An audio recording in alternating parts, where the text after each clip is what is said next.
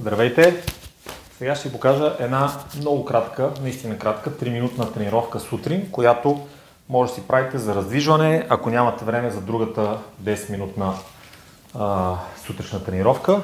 Ще използваме едно от коланищата и правиме 3 упражнения по 1 минута.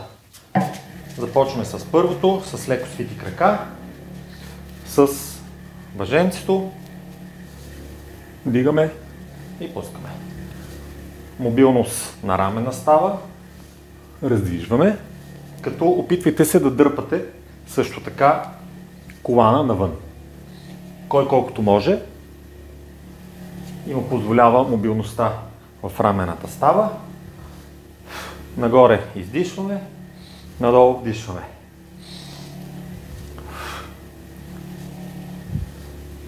Изправено тялото, гледате да държите корема и кръста стегнат. 1 минутка. След това, втората минутка, отново с колана, правиме раздвижване на страни. Навеждаме таза в едната страна, ръцете в другата. 60 секунди. Опитваме се тялото отново да е изправено.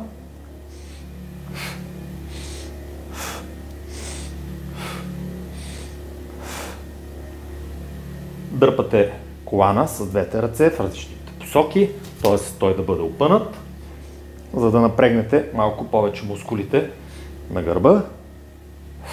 Така, и третото упражнение ще бъде навеждане и изправяне. С прав кръст и корем стегнат, пускаме и изправяне. По този начин раздвижваме и тазобедрена става, отвеждане от кръста,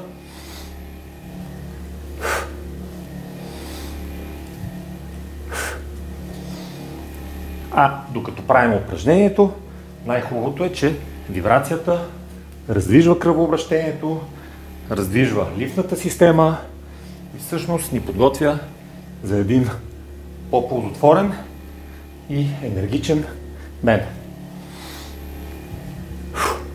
Това беше сутрешната 3-минутна тренировка.